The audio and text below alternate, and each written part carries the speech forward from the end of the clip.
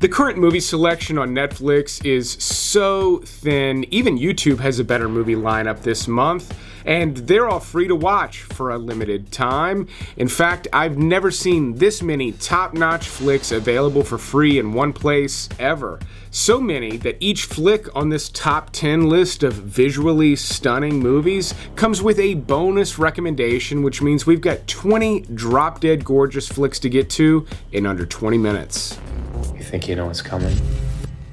You don't have a clue. Robin Williams played a creep several times in his career, but his creepiest performance has got to go to one of his most underrated flicks, 1 Hour Photo. If you remember the days before digital cameras, you would take your film to be developed, sometimes at a 1 hour photo processing place. In this movie, Robin Williams develops photos at one of these places, but when he's not on the clock, he's got something kind of creepy going on he's doing with these photos. If that's not creepy enough, he takes a liking to one family in particular, mostly based off of their photos. His performance is just phenomenal in this movie. They gave him this pale hair and blue eyes, and then his performance is just really creepy on top of it. It's also a pretty interesting movie. It's got kind of an Alfred Hitchcock vibe.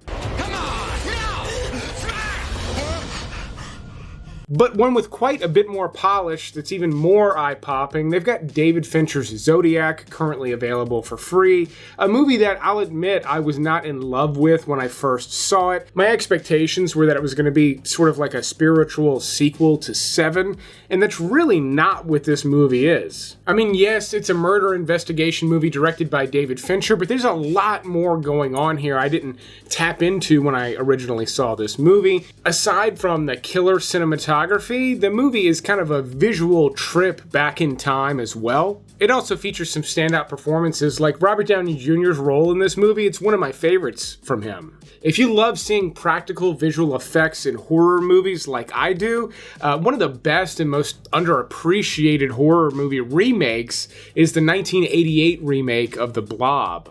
The original from the 50s stars Steve McQueen and is kind of a fun, campy throwback, but this 80s remake is literally oozing with like 1980s charm.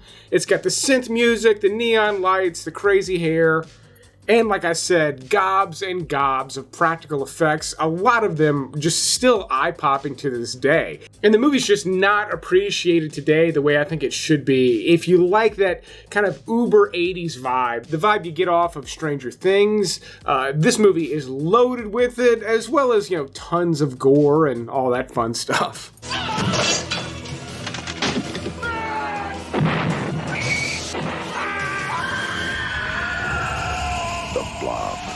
Another one loaded with gore and fun stuff, though, is Jennifer's Body, another movie that's just not just underrated, but also misunderstood. While this movie is a horror movie that's got some scares in it, it's also a satire that honestly lays it on pretty thick. Thick in a charming way that, again, I think audiences just did not connect with back when this originally released. But Jennifer's Body has gone on to become kind of a cult classic that is, I think, loved a lot more today than it was originally. Even if you saw it back when it released, I'm telling you, this one may be well worth revisiting. I will finish you if I have to. Okay. You can barely finish gym class. The 1976 sci-fi classic Logan's Run got a killer remake in 2005, and it's one of Michael Bay's more underrated movies, The Island. While this is not a direct remake of Logan's Run, it's essentially stealing the same story and applying it in almost the exact same way. Ewan McGregor and Scarlett Johansson star in this. Again, they're in this futuristic society, and then they realize there's a lot more going on outside the walls of this, strictly run world they live in. And I mean, it's a PG-13 romp with loads of Michael Bay action, just, unhinged action where the camera never stops moving. It's not the most nuanced style of filmmaking, but it is a fun, wild ride, and I think The Island kind of went criminally underrated when it released and is still underappreciated today. You still think there's an island? On a somewhat similar note, another just total stunner with a bunch of sci-fi and supernatural stuff is Legion. Even though this one is also packed with real practical effects, they do take a back seat to loads and loads of CGI, but this one centers around this apocalyptic war, almost like a Book of Revelations type thing, done in a comic book fashion.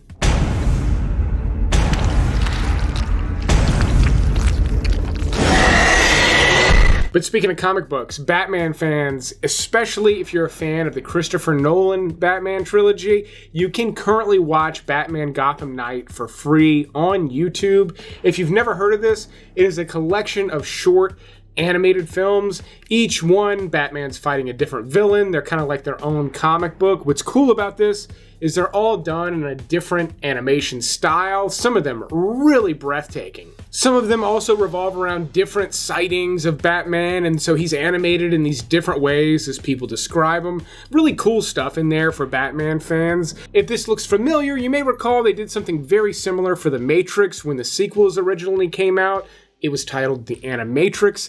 That is also included for free on YouTube right now, currently here in the US anyway. Same exact concept, stories around the Matrix, different interactions with it, different animation styles, all of them breathtaking, really cool soundtrack to the Animatrix as well. Even if you only like the first and original movie, I still highly recommend checking out the Animatrix. One of the last truly great westerns to come out in theaters is nearly 20 years old now and is still vastly underappreciated despite the stacked cast and stunning presentation of Appaloosa. This stars Ed Harris. He also wrote and directed this movie. Viggo Mortensen plays his compadre in this movie, and like I said, visually stunning western. It's got kind of a beautiful story, bit of a love story that I feel like stretches out a little too much, kind of keeps this movie from being, pitch perfect, like a movie like Unforgiven, but it's in a similar territory and just has not been remembered and appreciated as much as movies like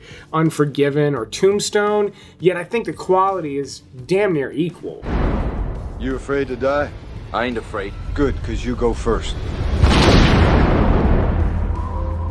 But if that's a little too slow for your taste, they also have the cult classic Last Man Standing starring Bruce Willis.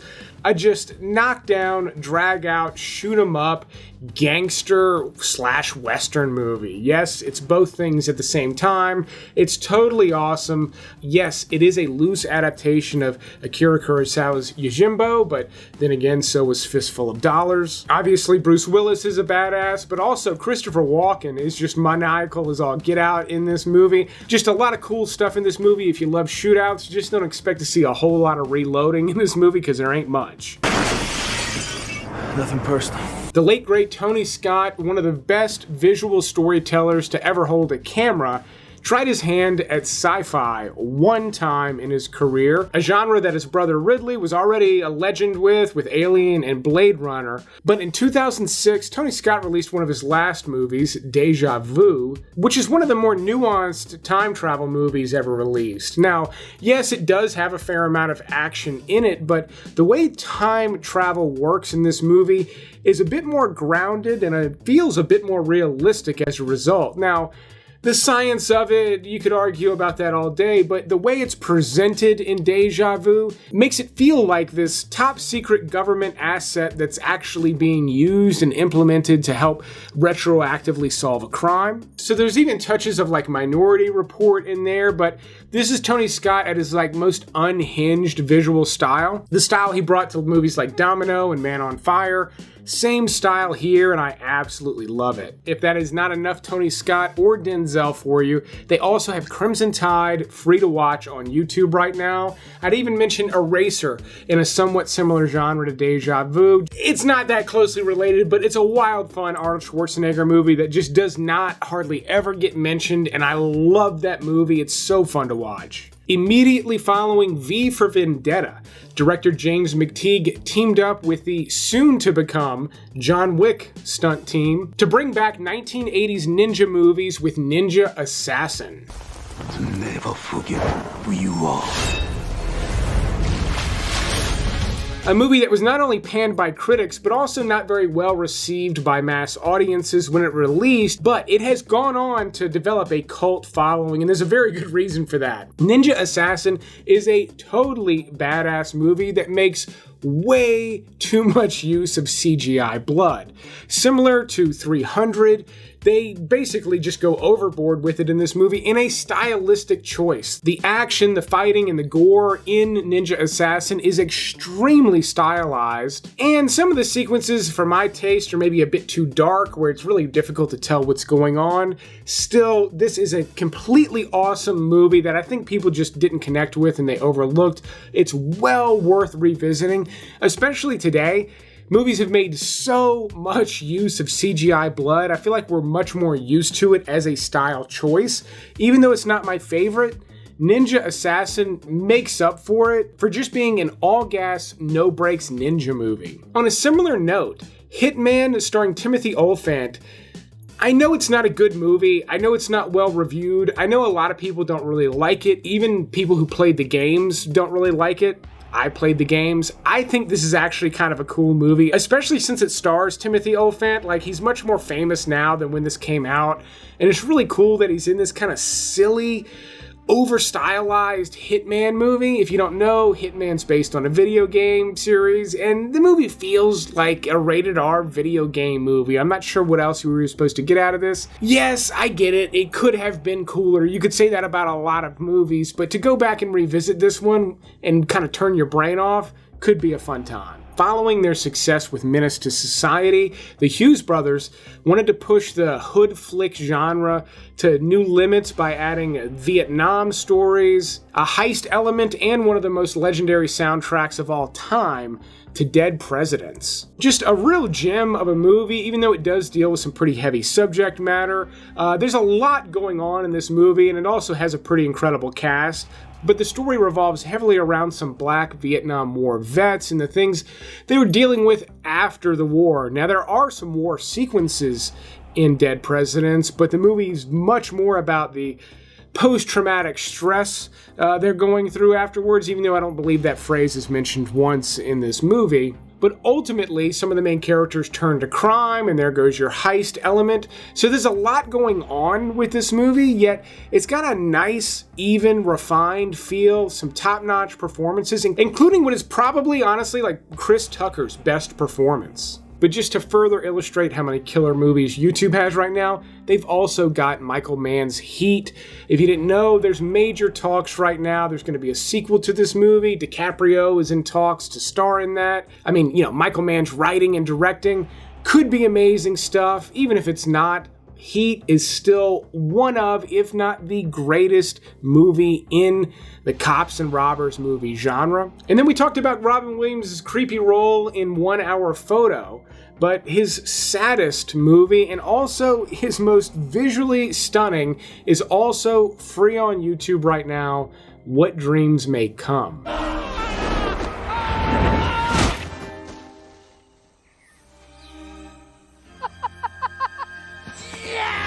I mean, if you've never seen it, this one is just the definition of a stunning movie. Beautiful paintings literally come to life in this movie, but it is also just a terribly, terribly sad movie. I actually remember seeing this in the movie theater with my mother. My goodness, what a mistake. Like, so sad. We're talking dead children at the beginning of the story, a suicidal wife.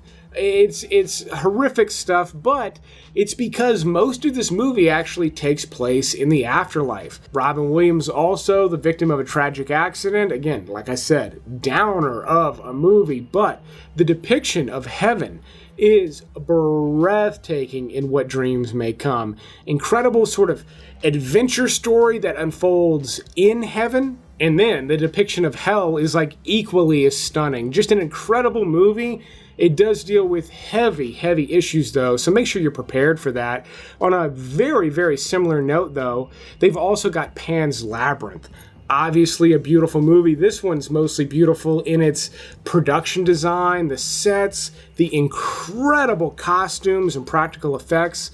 All sorts of amazing fantasy stuff comes to life and it's mostly in camera in this movie, which is just absolutely incredible. It too deals with pretty heavy themes. Before my number one pick, if you like getting movie recommendations, go check out my website, DarrenVanDam.com. You can sign up for a free email newsletter there. I send one out every single Friday. I give you a handful of movie recommendations, things I've watched recently, like new releases I haven't talked about here on YouTube yet. The website's also the only place you can get these shirts, but my number one pick is the Steve McQueen classic Papillon. Now, this is my number one pick for several reasons. One, it's an amazing movie, but due to its age, it is fairly slow-paced. It's a beautiful movie that depicts horrific conditions. You're following prisoners in this movie in a tropical paradise. So the movie itself is just eye-popping. I mean, there's so many sequences set in the jungle in this movie that are just beautiful the way they filmed them.